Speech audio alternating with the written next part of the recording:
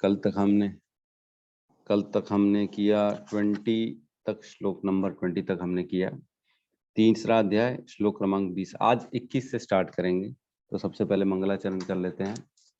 ओम ज्ञानतिमिरन्दस्य ज्ञानाञ्जनशलाकया चक्षुरुन्मिलितं येन तस्मै श्री गुरुवे नमः। नमो विष्णुपादाय कृष्णपृष्ठाय भूतले श्रीमते भक्तिवेदांत स्वामीति नामिने। नमस्ते सरस्वते देवे गौरवाणी प्रचारिणे निर्विशेष शून्यवादी पाश्चात्य देश तारिणे। जय श्री कृष्ण चैतन्य प्रभु नित्यानंद श्री अद्वैत गदाधर श्रीवासादि गौर भक्त वृंद। हरे कृष्णा कृष्णा कृष्णा हरे हरे, हरे राम राम राम हरे हरे। हरे कृष्णा। तो सभी भक्तों का स्वागत है और मेरे को उम्मीद है कि कल तक में कोई डाउट नहीं होगा। तो हम सीधा आज 21 नंबर श्लोक में प्रवेश करेंगे। ठीक है, तो 21 नंबर श्लोक जो है बहुत इंपॉर्टेंट कैटेगरी में रखिएगा इसको। और भगवान ने देखा हमने कि कल किस प्रकार 19 और 20 इसमें बताते हैं कि जरूरी है कर्म, निष्काम कर्म होना बहुत जरूरी है और कर्म करना भी जरूरी है। जनक राजा जी का उन्होंने कल एग्जाम्पल दिया था, किस प्रकार जनक जी इतने बड़े राजा होने के बाद भी अपने आचरण से लोगों को सिखाते थे कि किस प्रकार का जीवन जीना चाहिए। तो ये सबके अंदर क्वालिटी होनी चाहिए कि अपना आचरण कैसा रखना है। तो चाहे उनको जरूरत थी नहीं थी, उनको कोई पैसे में अटैचमेंट नहीं था, कोई राज्य में अटैचमेंट नहीं था, उनको कोई घर वालों से आसक्ति नहीं थी, लेकिन फिर भी वो कर्म सारे के सारे करते थे। उन्होंने कभी भी घर और बार छोड़ के हरिद्वार नहीं चले गए, संन्यास ग्रहण नहीं किया और उन्होंने कभी भी अपने कर्तव्यों से विमुख नहीं हुए, चाहे उसकी उनको जरूरत थी चाहे नहीं थी।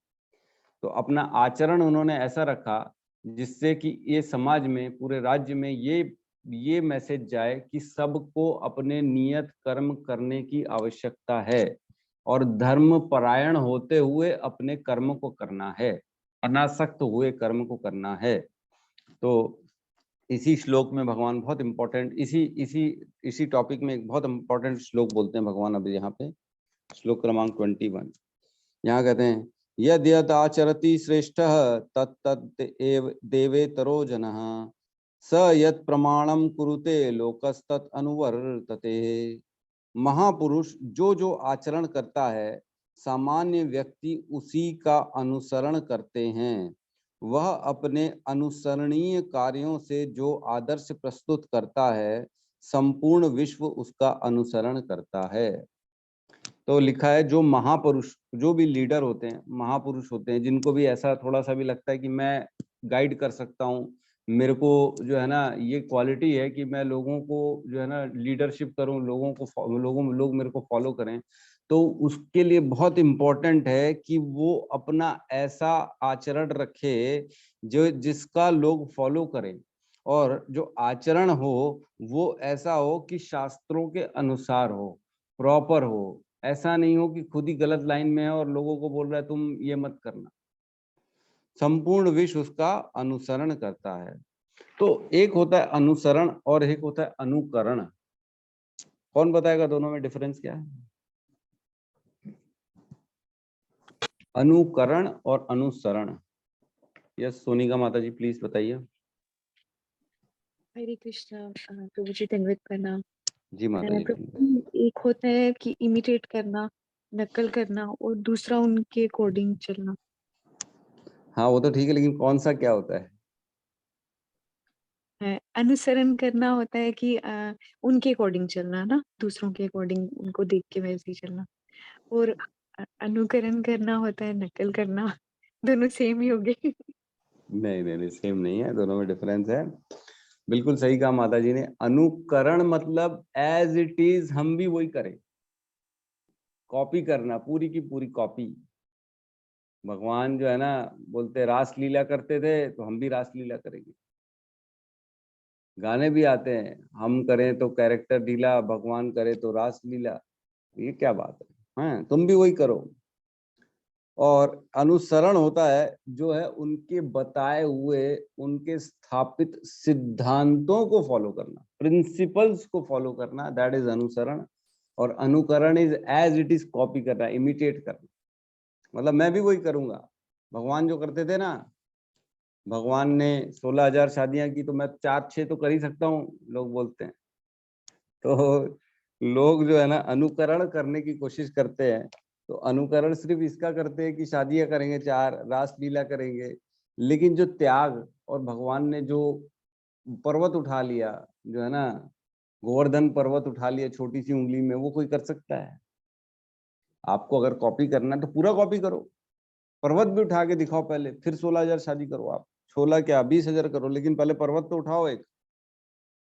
7 दिन तक पर्वत उठाया भगवान ने अपने हाथ में, छोटी सी उंगली में, 7 दिन 7 रात तक। तो भगवान का हमको अनुकरण नहीं करना है, भगवान के बताए हुए अनुसरण करना है। मतलब उन्होंने जो प्रिंसिपल्स, उन्हें जो हमको ज्ञान दिया, हमारे पास जो उन्होंने जो गाइडेंस दिए, जो हमारे को नॉलेज दिए, उसको फॉलो करना है हमारे को। तो जो महापुरुष होते हैं ना, जिनको भी लीडरशिप करनी है, उनको ये सब चीजों का बहुत ध्यान देना पड़ता है। उनको ध्यान देना पड़ेगा कि मैं जो करूं ऐसी चीज करूं कि लोग जो है ना उसको फॉलो करें। तो जब क्लासेस स्टार्ट करनी थी ये वाली भगवत गीता की, तो आकाश प्रभु और रजत प्रभु मेरे से डिस्कस करते थे कि प्रभु जी आप क्लासेस स्टार्ट करो। तो मैंने कहा मैं कर तो लूंगा, लेकिन मैं इतना लायक नहीं हूं कि मैं कर सकूं। तो बोले नहीं आप कर सकते हो और आप स्टार्ट करो। तब आकाश प्रभु ने मेरे को बोला, लेकिन प्रभु जी एक चीज का आपको ध्यान देना पड़ेगा कि आपको 16 माला करनी पड़ेगी। मैंने कहा भाई मैं कोशिश तो कर रहा हूँ और मैं चाहता भी हूँ कि 16 माला कर लूँ। बोले बस आप उसको कर लो और फिर क्लासेस आप ले लो, क्योंकि खुद अगर सिद्धांत फॉलो नहीं करेंगे तो दूसरों को कैसे सिद्धांत फॉलो करने के लिए बोल सकते हैं। तो ये बहुत इंपॉर्टेंट था मेरे लिए। तब फिर जो है ना मैंने अपनी जो है ना माला बढ़ाई और धीरे से 16 माला पे आ गया मैं। तो मेरे को खुद को जब तक मैं 16 माला नहीं करूं, मैं लोगों को कैसे गाइड कर सकता हूं कि आप 16 माला करो? पहले स्वयं को सुधारो, फिर संसार को सुधारो। ऐसा नहीं होगा खाली डायरेक्शन दिए जा रहे हैं बैठ के, अरे भैया ये कर लो, वो कर लो, ये कर लो, ठीक है हमसे नहीं बनता लेकिन आप तो कर लो। तो ये जो होता है ना, ये कोई जो है ना लीडरशिप नहीं हुई, ये कोई क्वालिटी नहीं हुई। ये तो खाली दोषारोपण हो गया, दोष देखने लगे दूसरों के अंदर, अपने आप को और सुपीरियर शो करने के लिए लोगों को गाइड कर रहे हो, ऐसा नहीं होता। खुद के अंदर वो क्वालिटी होनी चाहिए। आज के जो है सो कॉल्ड पेरेंट्स जो हैं, जो माँ बाप हैं, उनको ये चीज अपने अंदर रखेंगे तब उनके बच्चे भी उनको फॉलो करेंगे। जो बच्चा होता है ना उसका सबसे पहला गुरु उसका माँ बाप होते हैं। जो घर में देखता है वो सीखता है, वो माँ से, पिताजी से। अगर माँ पिताजी जो है ना बच्चे को आया भाई के भरोसे चल छोड़ के जाएंगे, दिन भर काम करने, पार्टी में जाएंगे, घूमने जाएंगे, दिन भर बाई के भरोसे, तो वो बच्चा बड़ा होके क्या अपने माँ बाप को वृद्धाश्रम नहीं भेजेगा? वो क्या सीखा? यही तो सीखा ना कि पैसा दे के केयर करवाई जा सकती है। तो अब बड़ा होके भी वो वही कर रहा है, पैसा दे के माँ बाप को वृद्धाश्रम में भेज देगा, वहां की फीस पटा देगा और बोलेगा इनकी केयर करो। मेरे से तो नहीं हो पाएगा, मेरे पास तो समय नहीं है। जैसा बचपन में आपने किया अब बड़े होके वैसा आपने भोगा। तो ये चीजों को ना, ऐसा नहीं है कि हमको, मतलब इसको बहुत गहराई से समझना है इसको। जैसा आचरण हम रखेंगे वैसा आचरण हमारे के सामने जितने लोग रहेंगे वो हमसे सीखेंगे, ग्रहण करेंगे। तो आज हम किसी के शिक्षक हैं, आज हम किसी के लिए तो हैं जो हमको देखता है, जो फॉलो करता है, कोई तो है, सबके सबके जीवन में होता ही है कोई ना कोई। तो उनके आदर्श, उनके सामने ऐसे आदर्श स्थापित करना चाहिए हमारे को कि वो सीखें हमसे कुछ ना कुछ। तो त्याग होना चाहिए अपने जीवन में, समझदारी होनी चाहिए। ऐसा नहीं होना चाहिए कि ठीक है मैं तो पब्लिक के सामने जो है ना अच्छा बन जाता हूँ, कुर्ता धोती पहन के संडे संडे आ जाते हैं, बाकी दिन तो बस लगे हुए प्रभु जी पान ठेले में बैठे रहते हैं, गुटखा भी खा लेते हैं और जो है ना सब काम कर लेते हैं। ऐसा नहीं होना चाहिए। तो अपना आचरण चेंज करना पड़ेगा। अगर आपके अंदर वो क्वालिटी आपको डेवलप करनी है, त्याग करना पड़ेगा। आज मेरा सर्कल है, बहुत परेशान रहते मेरे से, कोई आजकल उठना बैठना पसंद नहीं करता है, क्योंकि हम कॉम्प्रोमाइज ही नहीं करते। भैया हमारी कंडीशन रहती है हम आएंगे, हम तो चले जाएंगे भैया 9 बजे 8 बजे चले जाएंगे घर, तुमको समझ में आएगा तो हम बैठेंगे, नहीं तो नहीं बैठेंगे। तो कंडीशंस रखनी पड़ती है। आप अगर दूसरों के कारण अपने आदर्शों से कॉम्प्रोमाइज करना चालू कर दोगे तो आपके अंदर जो वो आदर्श स्थापित करने की क्वालिटी है वो जनरेट ही नहीं होगी।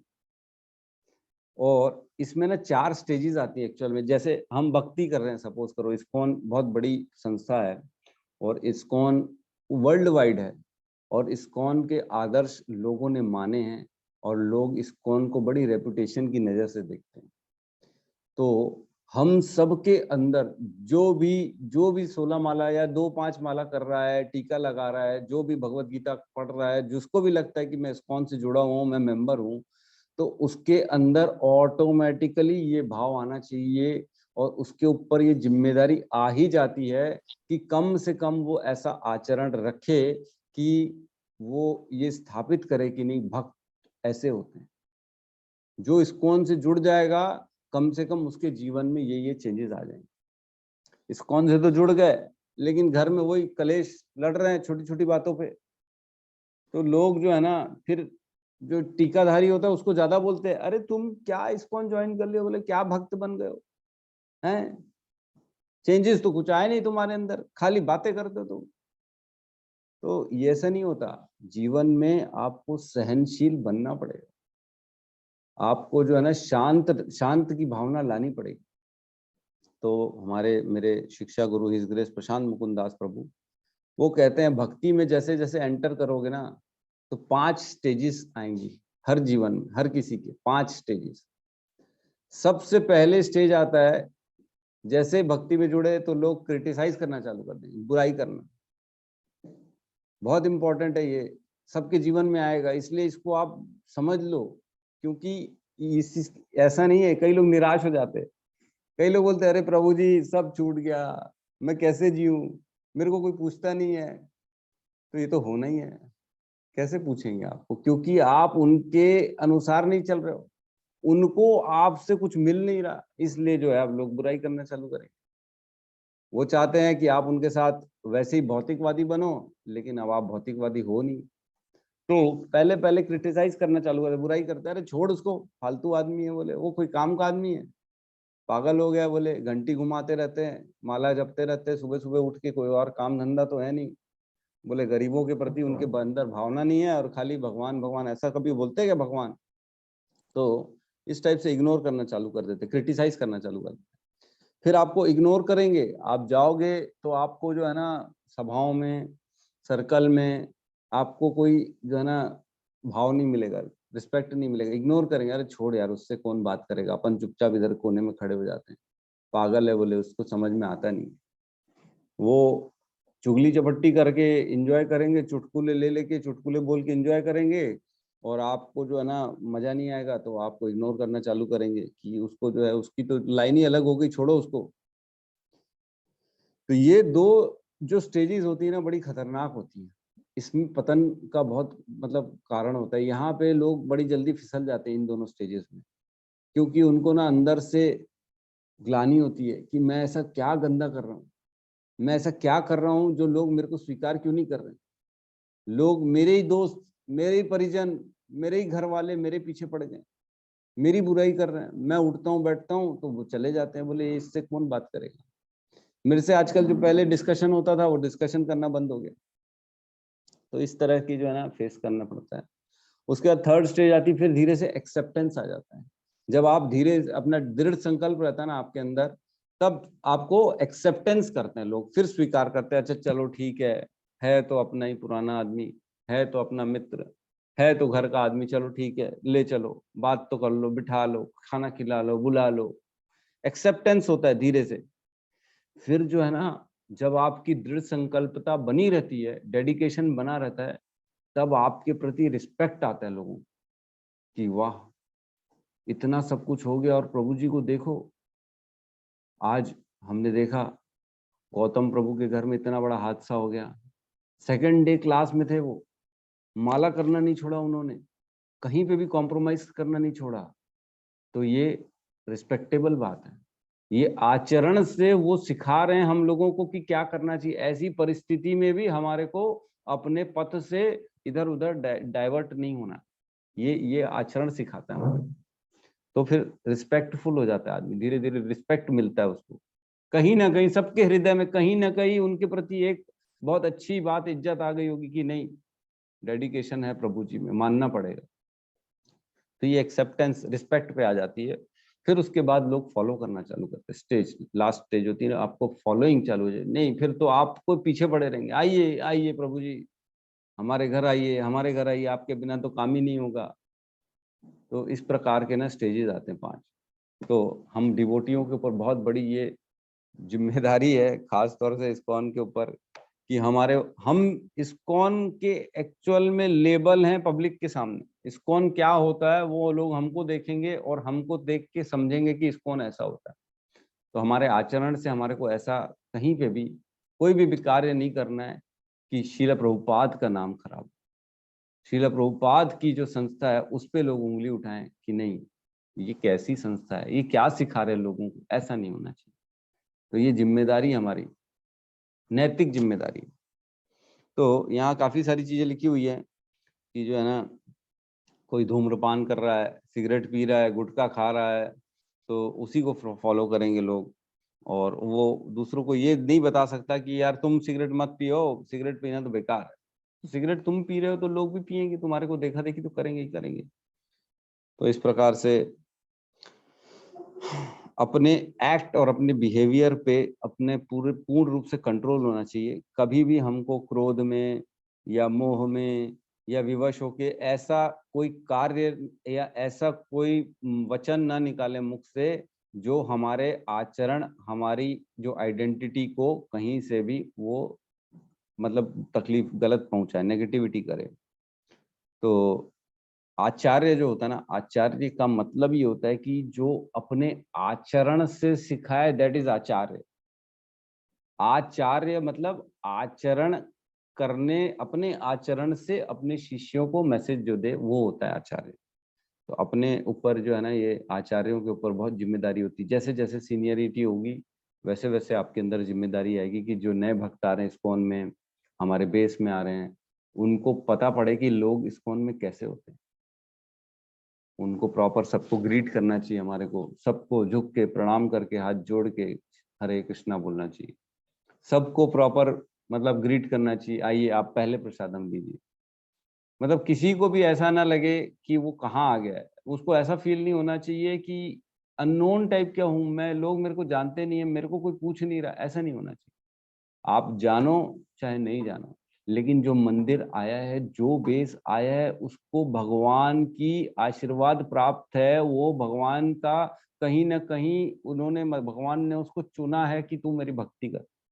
तो हमको उसके अंदर ये देखना चाहिए कि नहीं, हमको जो है ना इसको प्रॉपर यहाँ पे बुला के, हमने किसी को भी जो है ना ऐसा फील नहीं कराना है कि ये लोग थोड़े से एटीट्यूड वाले हैं, अपने आप में रहते हैं, ऐसा नहीं फील कराना। तो ये हमारे को आचरण रखना है। और जो जो श्रेष्ठ होता है ना, क्योंकि भगवान ने, अर्जुन ने बताया उसको, जनक राजा के बारे में भगवान ने बताया कि ऐसा होना चाहिए, तो तुम भी आदर्श स्थापित करो, तुम भी लीडर हो अपने इसमें, हस्तिनापुर के राजा युधिष्ठिर के भाई हो, तुम पूरे विश्व के सबसे बड़े धनुर्धारी हो, तो तुम ऐसा आचरण स्थापित करो जिससे लोग तुम्हारे को फॉलो करेंगे।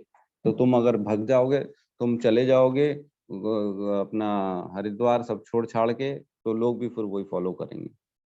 तो कहते हैं ना, give respect and get respect, जो दोगे वो मिलेगा।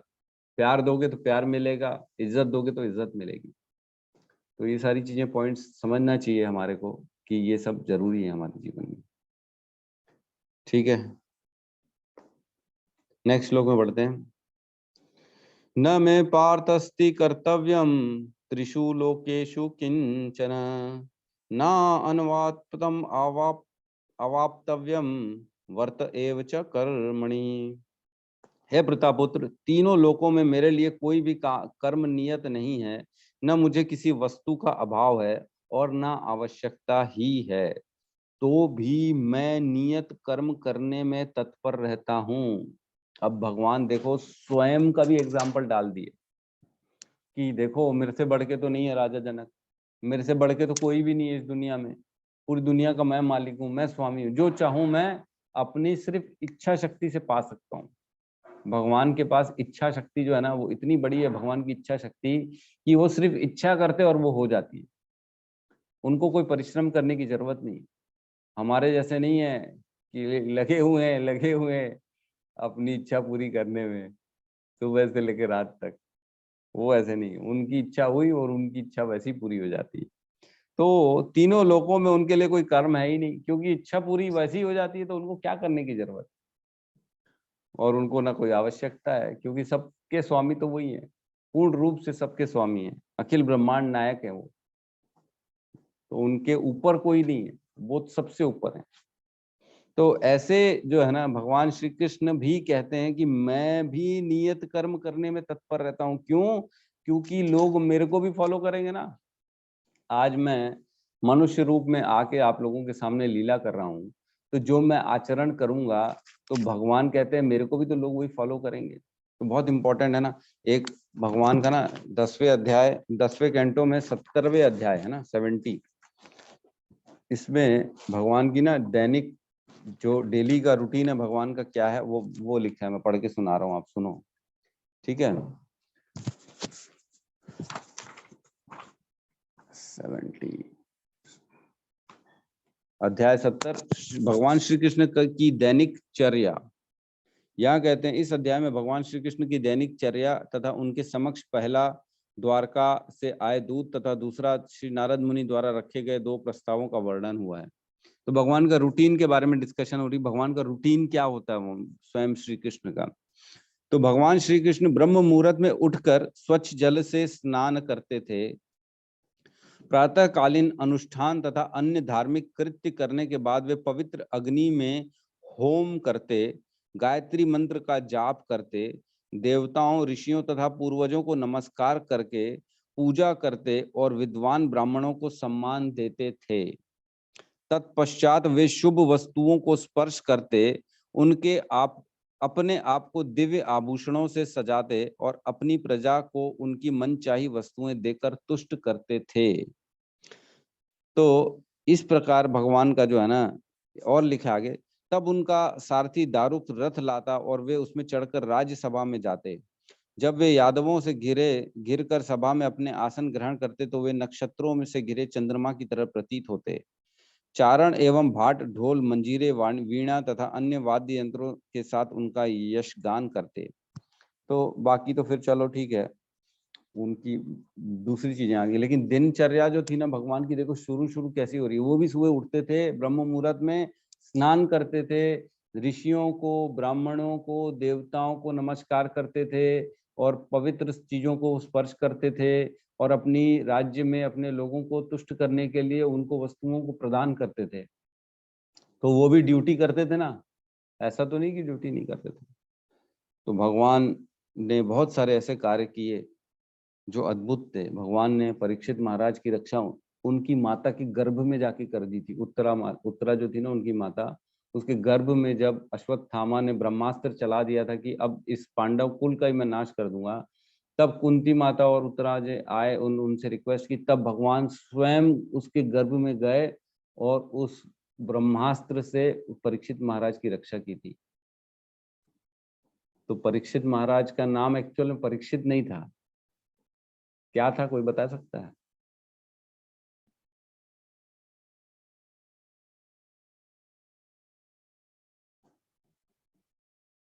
नहीं, मेरे ख्याल से विष्णु रात था, विष्णु रात, राइट? गलत तो नहीं बोल रहा हूँ मैं भी, शायद थोड़ा सा कंफ्यूजन में हूँ। विष्णु रात था उनका नाम, लेकिन फिर बाद में परीक्षित नाम पड़ गया, क्योंकि वो सब जगह परीक्षा करते थे कि कहीं यही तो नहीं आए थे मेरे को बचाने के लिए, गर्भ में कौन आया था, वो सबके जाके परीक्षण करते थे, इसलिए उनका नाम परीक्षित महाराज पड़ गया। तो परीक्षित महाराज जो थे उनका बचाया कृष्ण भगवान ने। अपने गुरु सांदीपनी के पुत्र को वापस यमराज से वापस लाके भी दे दिया उन्होंने। तो भगवान स्वयं भगवान थे, उसके बाद भी वो लीलाएं करते थे, उसके बाद भी वो गुरु को स्वीकार किया उन्होंने। क्या जरूरत थी गुरु स्वीकार करने की? लेकिन हमको शिक्षा देने के लिए कि नहीं, गुरु स्वीकार करना इतना आवश्यक होता है हमारे लिए, सिर्फ हमारे लिए। हम सबको गुरु स्वीकार करना पड़ेगा, करना चाहिए, अन्यथा शिक्षा नहीं मिलेगी। अन्यथा जो एक फ्रूट होता है ना, या एक फूल होता है, गुलाब का फूल, तो मार्केट में एक डुप्लीकेट फूल भी आता है, एज इट इज फूल, दिखने में कोई फर्क नहीं लगेगा, वो तो बल्कि मुरझाएगा भी नहीं, लेकिन ओरिजिनल फूल मुरझा जाएगा। तो उसी प्रकार गुरु के बिना की शिक्षा जो होती है ना, वो डुप्लीकेट होती है, और गुरु के साथ अगर गुरु से द्वारा दी गई शिक्षा वो ओरिजिनल होती है। देखने में कोई फर्क नहीं पड़ेगा, देखने में दोनों एक जैसे हैं, आप रख दोगे सबको लगेगा वो तो सेम है, कोई फर्क नहीं, लेकिन ओरिजिनल तो ओरिजिनल होता है। खुशबू कहाँ से आएगी उसके अंदर? ओरिजिनल के अंदर खुशबू आएगी। तो गुरु के बिना जो है ना, ये सब नहीं होता। तो भगवान स्वयं ऐसे ऐसे काम किया जिनसे हमारे को ये समझ में आना चाहिए कि भगवान स्वयं सारी कर्तव्य करते हैं, तो हमको भी कर्तव्य करना है। तो इसमें ज़्यादा कुछ खास है नहीं। और ये जो श्लोक नंबर 21 के समर्थन में भगवान ने बताया कि यद यद आचरति श्रेष्ठ तत् देवेतरो जना स यत् प्रमाणम कुरुते लोको तत् अनुवर्तते। तो इस प्रकार मेरा भी अनुसरण लोग करते हैं, इसलिए मैं भी नित्य कार्य करता हूँ। तो यहाँ एक श्वेताश्वर उपनिषद का वर्णन आया है, इसमें लिखा है, उनका शरीर स्वरूप सामान्य जीव जैसा नहीं होता, उनके शरीर तथा आत्मा में कोई अंतर नहीं है, वे परम है, उनकी सारी इंद्रियां दिव्य हैं, उनकी कोई भी इंद्रियां अन्य किसी इंद्रिय का कार्य कर संपन्न कर सकती हैं, अतः न तो उनसे कोई बढ़कर है न उनके तुल्य है, उनकी शक्तियां बहुरूपिणी हैं, फलतः उनके सारे कार्य प्रकृति अनुक्रम के अनुसार संपन्न हो जाते हैं। तो स्वयं भगवान को जरूरत नहीं है काम करने की, इतनी सारी क्वालिटी है भगवान के अंदर, तो भी भगवान काम करते हैं। भगवान ने जब लीला करने के लिए कृष्ण रूप में आए थे, तब प्रकृति को उन्होंने आदेश किया कि मैं आ रहा हूं। तो प्रकृति ने सबसे बेस्ट समय भगवान का बना दिया, सबसे बेस्ट नक्षत्र बना दिए, सबसे बेस्ट सारी चीजों का बेस्ट ऑफ द बेस्ट प्रकृति ने कर दिया, क्योंकि स्वयं भगवान आ रहे हैं, स्वयं मालिक आ जाएंगे। तो नौकर लोग तो थोड़ा सा सारी चीज साज सज्जा करते हैं, भैया बॉस आ रहे हैं, बॉस आ रहे हैं। तो भगवान को जरूरत नहीं कुछ करने की, लेकिन फिर भी भगवान आते करते हैं। और लास्ट पैराग्राफ में कहते हैं, जिसे अपने कर्म का फल पाना है उसके लिए कुछ कुछ न कुछ कर्म नियत रहता है, परंतु जो तीनों लोकों में कुछ भी प्राप्त करने की इच्छा नहीं रखता, उसके लिए निश्चय ही कोई कर्तव्य नहीं रहता। फिर भी क्षत्रियों के नायक के रूप में भगवान कृष्ण कुरुक्षेत्र में युद्ध भूमि में कार्यरत हैं, क्योंकि क्षत्रियों का धर्म है कि दीन दुखियों को आश्रय प्रदान करने। यद्यपि वे शास्त्रों के विधि विधानों के सर्वथा ऊपर हैं, फिर भी वे ऐसा कुछ भी नहीं करते जो शास्त्रों के विरुद्ध हो। तो ठीक है, क्लियर है मेरे ख्याल से, इसमें बहुत ज्यादा डिस्कशन का पॉइंट नहीं है। फटाफट ये लास्ट वाला 23 कर लेते हैं, ठीक है।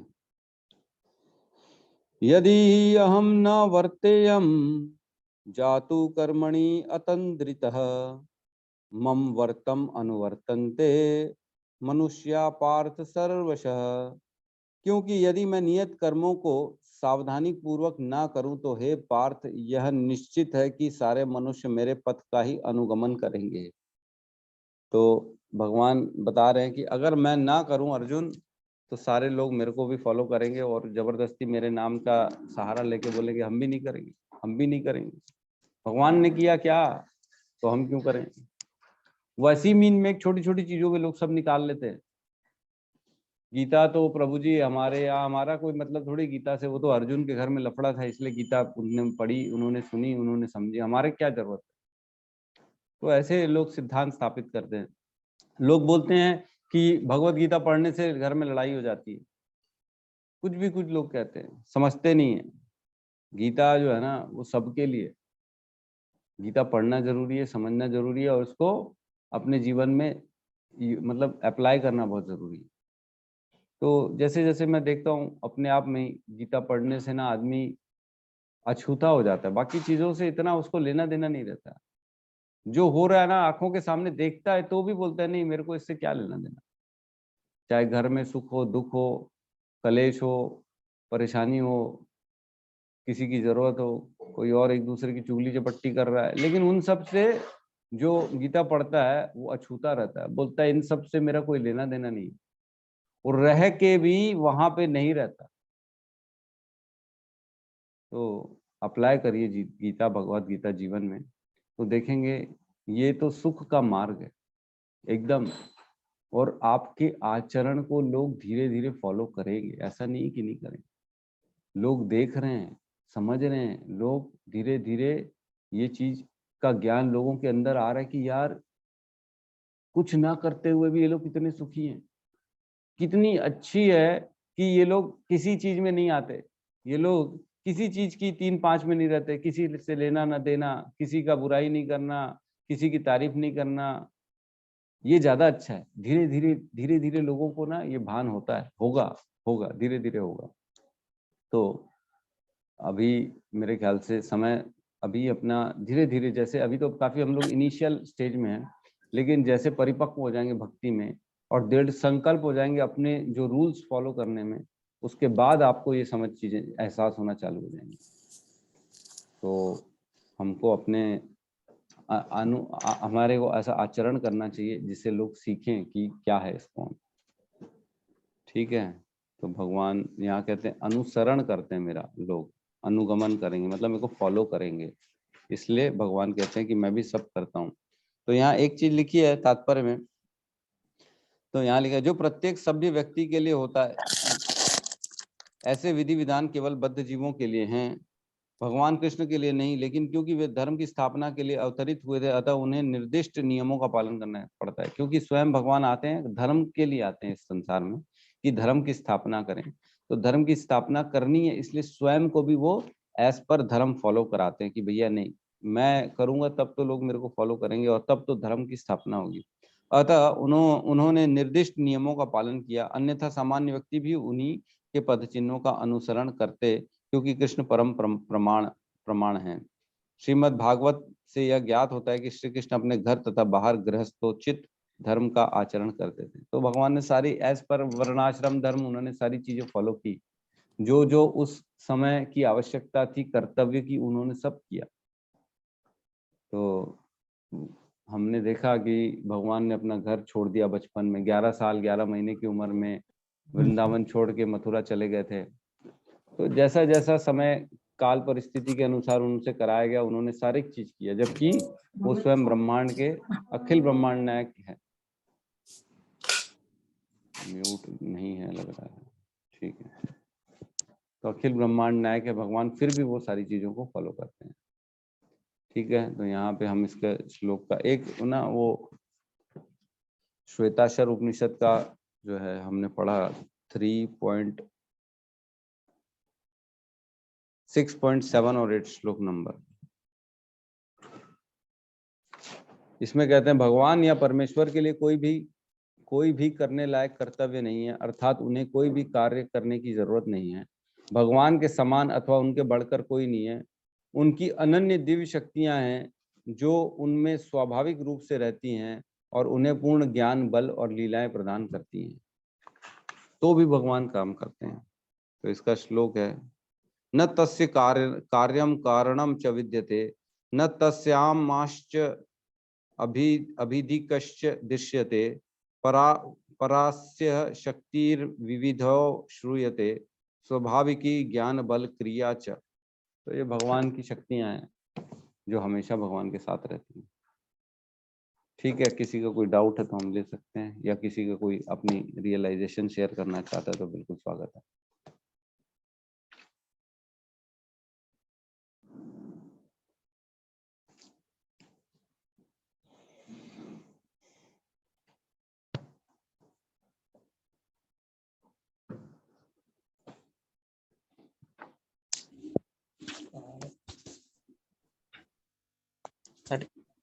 हरे कृष्ण प्रभु। जी प्रभु जी, हरे कृष्णा। प्रभु जी, जैसे कि हम जानते हैं कि श्री कृष्ण जी धर्म की स्थापना के लिए यहाँ आए थे, तो जाते जाते फिर प्रभु जी एक कलयुग कैसे, मतलब कलयुग में तो और दुराचार बढ़ गया है, तो ये मतलब धर्म की स्थापना फिर कलयुग, ये क्या मतलब कुछ समझ नहीं आया। देखो ऐसा है कि धर्म जो है ना, कलयुग में भी धर्म है। एक्चुअल में क्या होता है, देखो कलयुग, सतयुग, त्रेता, द्वापर क्यों आता है, ये चीज समझना पड़ेगा। क्योंकि हर जिनसे भी आप मिलते हो सबका बिहेवियर सेम होता है क्या? नहीं होता है। हर आदमी का टेस्ट अलग होता है, स्वभाव अलग होता है, उसकी पसंद नापसंद सब कुछ अलग अलग होती है। तो किसी को भोग करना पसंद है, किसी को त्याग करना पसंद है, किसी को एकांत में रहना पसंद है, किसी को सब भीड़ में रहना पसंद है, किसी को तीखा पसंद है, किसी को मीठा पसंद है, किसी को गोरे पसंद है, किसी को काले पसंद है। तो हर किसी की पसंद अलग अलग होती है और हर इंसान अपने पसंद के अनुसार कार्य करता है। तो जिन लोगों को कलयुग में जीवन देना चाहिए उनके लिए कलयुग आता है। जिन लोगों को कलयुग में जीवन नहीं देना है चाहिए, वो कलयुग के समय में उनको शरीर नहीं मिलता है। तो ये प्रकृति का काम है कि एस पर कर्म उसको कौन से युग में डालना है वो प्रकृति डालती है। तो इसमें हम ये नहीं बोल सकते कि अधर्म क्यों आया, क्योंकि अधर्म किया लोगों ने तो उनको जो है कलयुग में उनको जीवन मिलेगा, क्योंकि वो बहुत ज्यादा क्रूर थे। क्या करोगे, उनको सतयुग में तो जीवन नहीं दे सकती प्रकृति, क्योंकि वो सतयुग तो भगवान का युग है, उसमें तो कोई भी गलत नहीं चलता। तो सतयुग में ऐसे कर्म वालों को जरूर जो शरीर मिलेगा जो सतयुग के लायक थे।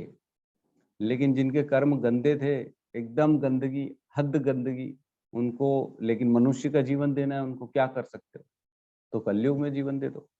तो इस प्रकार ये सारी चीजें, जैसे 84 लाख योनियां बनी हुई है ना, कि अलग अलग इच्छाओं के साथ उनको शरीर प्राप्त होता है। किसी को उड़ना है तो चिड़िया बना दिए, किसी को मांस खाना है तो शेर बना दिए। तो इसी प्रकार से अपनी इच्छा, जिसकी जैसी प्रवृत्ति थी, उसको उस युग में जीवन मिलता है, इसलिए कलयुग भी आता है। ठीक है, तो कलयुग ऐसा नहीं है कि कलयुग पूर्ण रूप से खराब है। कलयुग में एक बहुत बड़ा जो है ना, एक पॉजिटिव पॉइंट भी है, जिसमें इजी, सबसे इजी मुक्ति कलयुग में मिलती है। आपको मैं बता दूं, श्रीमद् भागवतम में कहते हैं 12.3.51, यहाँ कहते हैं, कले दोष निधे राजन अस्ति ही एक महान गुण कीर्तना देव कृष्ण से मुक्त संग परम व्रजेत। मतलब, हे राजन, यद्यपि कलयुग दोषों का सागर है, फिर भी इस युग में एक अच्छा गुण भी है। एक अच्छा गुण है, केवल हरि का कीर्तन करने से मनुष्य भव बंधन से मुक्त हो सकता है। तो खाली भगवान का नाम लेके चुटकी से पार हो जाएंगे यार, इतना अच्छा समय आया हुआ है। आपको मैं बता दूं, सिर्फ कलयुग ही एक ऐसा समय है जिसमें मन में सोचा हुआ कोई भी पाप, गंदे विचारों का कोई कर्म नहीं लगता। यही आप सोचो, द्वापर और त्रेता में होते और किसी के प्रति मन में आ गया, अरे माता जी तो बहुत अच्छी लग रही, उसका भी दोष लग जाता आपको। लेकिन यहाँ ऐसा है ही नहीं, आपने मन में सोचा, चलो भगवान बोलते कोई बात नहीं, कलयुग का समय है ना, ठीक है जाने दो, कोई दिक्कत नहीं। तो ऐसा नहीं है कि कलयुग गंदा है, अधर्म है। एक्चुअल में अभी का समय तो बहुत अच्छा चल रहा है, लेकिन आगे चल के जो कलयुग, एक्चुअल में घोर कलयुग आएगा, वो बहुत खतरनाक होगा। उसमें तो आदमी आदमी को खा जाएगा, मार देगा वहीं। नहीं पसंद आया तो बंदूक मार देंगे, गोली चला देंगे, तू मेरे को अच्छा नहीं लग रहा, गोली चलाओ, और शाम को इसी का डिनर बना के खाओ। ये हो जाएगी स्थिति कलयुग में। ठीक है प्रभु जी। जी। प्रभु जी, और पूछना था कि मुक्ति मोक्ष और जैसे भगवत धाम जाना, ये कैसे अंतर क्या क्या है प्रभु जी? अगर मुक्ति मोक्ष बोलने और जीवन मृत्यु के चक्र से अगर जैसे बाहर निकलते हैं, तो ये सब अलग अलग प्रकार हैं क्या सबके? मुक्ति देखो 5 प्रकार की होती है मुक्ति, और जिसमें मुक्ति इन द सेंस मतलब जन्म मृत्यु के चक्र से निकलना बाहर, और मोक्ष भी वही होता है। जैसे अलग अलग जो है क्या बोलते हैं, प्रथाएं चलती हैं, संप्रदाय चलते हैं, इसमें किसी में मुक्ति बोलते हैं, किसी में मोक्ष बोलते हैं, किसी में निर्वाण बोलते हैं। ये दोनों सेम है, लेकिन भगवान के धाम जाना अलग है, ये मुक्ति नहीं है। भगवान के धाम जाना मुक्ति से भी बढ़ के है। मुक्ति तो छोटी सी चीज है उसके सामने। तो जो भगवान का धाम मतलब भगवान के पार्षद बनना, भगवान के भक्त मतलब उनकी प्रेमी बनना, उनके सेवा में लगना। तो जैसे जो कोई मंत्री प्रधानमंत्री हो, उसकी पर्सनल सेवा में लगा हुआ आदमी जो है ना, उसकी वैल्यू तो अलग ही हो जाएगी। भले सरकार में जुड़ा हुआ आदमी, एक सरकार में जो है ना सरकारी कर्मचारी है तो वो नॉर्मल है, वो किसी भी काम में हो सकता है, किसी भी डिपार्टमेंट में। लेकिन स्वयं प्रधानमंत्री का जो है ना पर्सनल जो है ना पीए या उनकी ऑफिस में उनके साथ उठने बैठने वाले का तो जलवे ही अलग हो जाते हैं।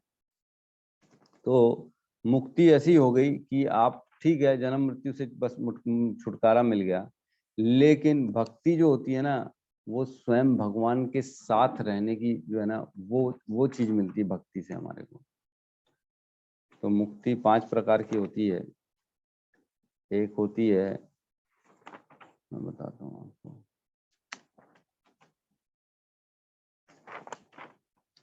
एक होती है सारूप्य मुक्ति, जिसमें स्वयं भगवान के जैसा रूप प्राप्त हो जाता है।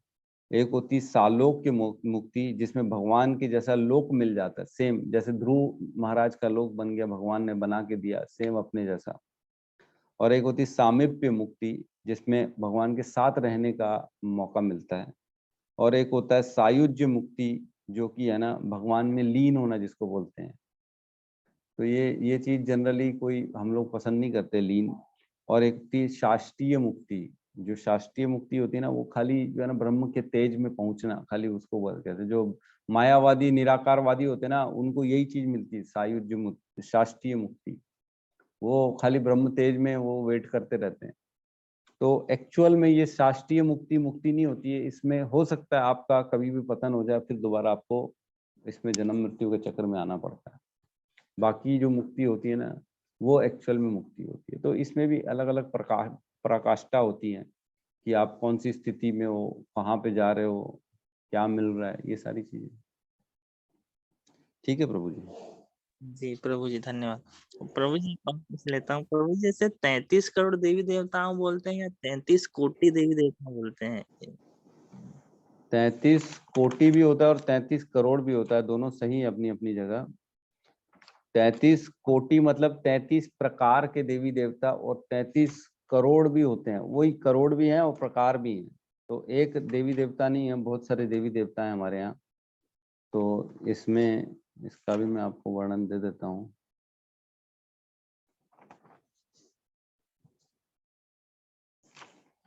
हम्म 33 कोटि देवी देवता। तो इसमें जो होता है ना, 12 आदित्य होते हैं, और 8 वसु होते हैं, और 11 रुद्र होते हैं, और 2 अश्विनी कुमार होके ये 33 हो गए। अब इसमें 33 कोटि का तो ये वर्णन हो गया, लेकिन 33 करोड़ भी होते हैं। 33 करोड़ ऐसे, क्योंकि सिर्फ ऐसा नहीं है कि जो है ना ये सिर्फ एक ही हो गए, इनके भी रुद्र जैसे 11 हैं, तो उनके भी बहुत सारे अंदर अंदर जाएंगे, तो बहुत सारे देव, छोटे देव मिलते चले जाएंगे। तो इसलिए 33 करोड़ भी बोला जाता है और 33 कोटि भी बोला जाता है, दोनों सही है। धन्यवाद प्रभु जी। माइक आगे का हैं? धन्यवाद प्रभु जी। हमारी क्वेश्चन पूछ लिया, सबसे बोल रहा हूँ, और कुछ पूछने वाला होंगे? हाँ, अपूर्व प्रभु जी का हैंड रेज है, पूछिए अपूर्व प्रभु। हरे कृष्ण प्रभु, धन्यवाद प्रणाम। धन्यवाद प्रभु, प्रभु। मेरा एक क्वेश्चन था कि हम कोई भी हायर डायमेंशन या प्लैनेटरी सिस्टम में रहते हैं, तो कोई साधन होगा जिसके थ्रू हम धरती पे या भूलोक पे आते होंगे? तो वो मेरे को थोड़ा सा जानना था। नहीं, आपका क्वेश्चन क्या है? हम जैसे सपोज करो हायर प्लेनेट में, ऊपर वाले प्लैनेट्स में हाँ है, और नीचे धरती पे आना है हमारे को, तो कैसे आ सकते हैं? हाँ एग्जैक्टली। तो जैसे स्वर्ग लोक में है, स्वर्ग हाँ से तो क्षीणे पुण्य मृत्यु लोके विशन्ति, जैसे पूर्ण क्षीण हो जाएगा आपको नीचे आना पड़ेगा, प्रभु, है ना? कुछ हाँ साधन होगा। जैसे मैं एग्जाम्पल, एक फिनोमिनन है शूटिंग स्टार का, जैसे कि मेटेओराइट्स, कॉमेट्स और ये सब गिरते हैं, तो फिर पेड़ पौधे बनते हैं, जो अपना लाइफ साइकिल है, जो अपन पहले बात किए थे, वैसा उसके थ्रू होता है, लाइक ऐसा कुछ? नहीं, ऐसा नहीं होता। ये मेटेओराइट्स और ये सब तो चीजें अलग ही हो गई। ये तो खाली जड़ पदार्थ हो गए ना, इनका कोई लिविंग चीजों से कोई कंपैरिजन नहीं। लेकिन भगवान जाने एक्चुअल स्थिति क्या है, कैसे आत्मा आती है नीचे, ये तो मैं नहीं जानता। लेकिन जो हमने सुना है, आत्मा बादलों पे फेंक दी जाती है, फिर बादलों से नीचे आती है। ये प्रोसेस अपन ने सुना पढ़ा है। अब नहीं पृथ्वी स्वर्ग एक्चुअली अगर हायर प्लैनेट से अगर किसी को नीचे आना है सपोज, तो क्या मैं जैसे समझता हूँ सबकी एनर्जी है एक प्रकार से, राइट? दो छोर है, जैसे we are part and parcel of Krishna, तो एक कृष्णा एक छोर है और हम एक छोर है, तो अगर हम नीचे अगर गिर रहे हैं तो एक कुछ साधन होगा किसी के थ्रू, लाइक सपोज। और ये अगर फिनोमिना जैसे शूटिंग स्टार का कोई फिनोमिना होगा कि क्यों होता है, ये भी कुछ शास्त्र में कभी दिया होगा कहीं ना कहीं कि ऐसा क्यों होता है, धरती पे गिरता है, फिर शायद एनर्जी है तो फिर वो फिर प्लांट्स का रूप लेके आती है, फिर उसको कोई खाता है, फिर जो लाइफ साइकिल हम पढ़े हैं वैसा चलता हो। नहीं नहीं नहीं, ऐसा नहीं होता। जीवात्माएं तो भगवान के मात्र दृष्टिपात से इस पूरे प्रकृति में प्रवेश कर जाती है। खाली एक लाइट, जो सूर्य की लाइट आती है ना, उससे भी आत्माएं आ सकती हैं। जो सूर्य लोक में सपोज करो कोई रह रहा है, और सूर्य लोक में अब समझ लो उसका समय हो गया पूरा, वहां पे मर गया, अब उसको दोबारा जैसे पृथ्वी लोक में जन्म होना है, तो खाली सनलाइट से वो पहुंच जाएगा। सूर्य की रोशनी आती कि नहीं आती है धरती में? आती है ना। करेक्ट तो करेक्ट। उसमें कोई ऐसा थोड़ी है कि उसमें साथ में पत्थर भी आ रहे हैं और सारे में कुछ और भी आ रहा है, ऐसा तो नहीं होता। तो जीवात्मा तो इतनी सूक्ष्म है, वो किसी के साथ भी आ सकती है। तो खाली लाइट से ट्रेवल कर लेते हैं, वो कहीं से भी ट्रेवल कर ले, खाली दृष्टिपात से ट्रेवल हो जाती है उनकी। उनको कोई मतलब ये चीज का मतलब एग्जैक्टली कहना तो मुश्किल है, लेकिन इतनी शूटिंग स्टार वार ये सब चीजें मेरे को नहीं लगता इतना कोरिलेटेड होगा। हे कृष्णा प्रभु जी, मेरे मन में ऐसे मतलब मुझे ऐसा लगता है, आप उसको मैं क्यों से बोल रही हूँ, आप उसको डिस्क्राइब कर देना। जैसे मैसेजेस अपने इस फोन से उस फोन पे जाते हैं, सब नॉन लिविंग थिंग्स है, पर भी लिविंग अपने को महसूस होते हैं। वैसे ही तो भगवान जी की जब इंसान इतने डिवाइसेस में खेलता है, then we are also devices of god only ना। माता जी का कहना है जैसे वाईफाई चलता है, एक दूसरे का मैसेज चले जाते हैं, वैसे ही आत्मा भी इधर उधर चली जाती है। हाँ, बात तो सही। मतलब इसका कोई श्योर शर्ट नहीं है कि कैसे ट्रेवल होता है, मतलब कुछ भी हो सकता है। ये अचिंत्य अचिंत्य भेदा भेद है। हमारी बुद्धि जो है ना, इसमें बहुत सूक्ष्म है, छोटी सी है, हम नहीं समझ सकते। बस ये समझ सकते हैं लॉजिक से कि लॉजिक से हम कुछ नहीं समझ सकते, ये समझ सकते हैं। ठीक है, ओके, धन्यवाद। सोनिका माता जी कुछ कहना चाहती है। जी माता जी। हरे कृष्णा प्रभु जी। प्रभु जी जी, ये माता। जो आपने मुक्ति की प्रकार बताई, जो फर्स्ट वाली बताई सायुज्य मुक्ति, वो लीन होना होता है, तो क्या वो भी निरंकारी में आते हैं जो निरंकार की पूजा करते हैं इसमें? और जो लास्ट वाला जो सारिष्टी मुक्ति बोली, उन दोनों में क्या डिफरेंस हुआ? भाई शास्त्रीय मुक्ति में क्या होता है, जो भगवान को खाली तेज मानता है, या भगवान को खाली प्रकाश मानता है, या अपने आप को शून्य में डालता है, मायावादी जो होते हैं, उनको जो है ना ये शास्त्रीय मुक्ति मिलती है, जिसमें खाली ब्रह्म तेज में उसमें वेट कराया जाता है। जैसे सपोज करो एक मॉल है, मॉल के दरवाजे बंद है, आपको बाहर खड़ा कर दिए मॉल के, आप देख रहे हो मॉल को, बहुत बड़ा मॉल है, बहुत अच्छा मॉल है, मजा आ रहा है, लोग खड़े हुए हैं यहाँ पे, आप खड़े खड़े खड़े खड़े खड़े खड़े मॉल के अंदर तो घुसने मिला नहीं, मॉल ही मॉल दिख रहा है खाली, उसके आगे कुछ हो ही नहीं रहा। तो ऐसी होती है ये शास्त्रीय मुक्ति, खाली ब्रह्म तेज में खड़ा रहता है आज जीवात्मा। हाँ, तेज दिख रहा है, बहुत जबरदस्त तेज है, अच्छा लग रहा है, बढ़िया है और अच्छा लग रहा है, लेकिन कब तक खड़े रहेगा? आखिर फिर उसके अंदर मन बुद्धि अहंकार में अगर इच्छा हो गई दोबारा इधर आने की, फिर जन्म मिल जाता है। और जो सायुज्य मुक्ति होता है, उसमें भगवान में बोलते हैं लीन हो जाना, तो एक्चुअल में भगवान में लीन होते नहीं है। तो जो भगवान को साकार नहीं मानते हैं, जो उनको लगता है कि भगवान का कोई आकार नहीं है, तो वो चाहते हैं कि अहम ब्रह्मास्मि, मैं भी ब्रह्म बन जाऊंगा मृत्यु के बाद, मैं खुद बन जाऊंगा भगवान, है ना। ऐसे लोगों की फॉलो, मतलब लोग ऐसा सोचते हैं कि मैं खुद जीवन मृत्यु के बाद आत्मा जो है ना स्वयं भगवान बन जाती, भगवान में भगवान बन जाती मिलके, तो वो होती सायुज्य मुक्ति। लेकिन वो मुक्ति होती च नहीं है एक्चुअल में। तो उसमें भी जो है ना, मेरे ख्याल से नीचे गिरने का डर तो रहता ही है। तो ये दोनों मुक्ति हमारे इस्कॉन में हम लोग हमारे आचार्यों के द्वारा जो है ना, ये तो वो शास्त्रीय मुक्ति तो मुक्ति कहलाई ही नहीं जाती है। सायुज्य मुक्ति को मुक्ति कहा जाता है, लेकिन वो not up to the mark. Prabhu उसमें भी जी, जो सायुज्य मुक्ति का एग्जाम्पल हम मीराबाई का ले सकते हैं। वो जैसे बताया जाता है कि वो उनके जैसे अंदर ही समा गई थी मूर्ति के अंदर। नहीं नहीं नहीं नहीं नहीं, ऐसा नहीं नहीं, वो तो बहुत उच्च कोटि की भक्त थी। नहीं वो नहीं है, वो तो स्वयं यहाँ धरातल पे रहते रहते भगवान के साथ कितनी उनकी लीलाएं हो चुकी, स्वयं भगवान आए थे उनकी शादी में। वो एक दो ऐसी लीलाएं हुई थी जो भगवान स्वयं आके उनके पास करके गए थे, तो लोगों ने सुना था उनको बात करते हुए, भगवान की आवाजें आती थी, वो जहाँ रहती थी मंदिर में, भगवान स्वयं आके बात करते थे। तो नहीं, वो तो बहुत उच्च कोटि की भक्त थी। तो सायुज्य मुक्ति का जैसे हम देखते हैं कि जैसे ये जो दंत वक्त था या जो है शिशुपाल था, शिशुपाल का जब भगवान ने वध किया ना, तो कहते हैं शिशुपाल की आत्मा जो है ना, सब ने देखा कि निकल के भगवान के बॉडी में चली गई थी। तो जो ये सब नेगेटिव जो होती हैं उनका सायुज्य मुक्ति मिलती है उनको। जो जैसे है पूतना वध हो गया, उनकी भी देखा सबने कि भगवान की बॉडी में मिल गई। ये सारी जो है ना नेगेटिव जितने भी लोग होते हैं ना, कंस हो गया जिनको स्वयं भगवान ने मारा, वो सबको सायुज्य मुक्ति मिलती है। ठीक है, जी प्रभु जी, हरे कृष्णा।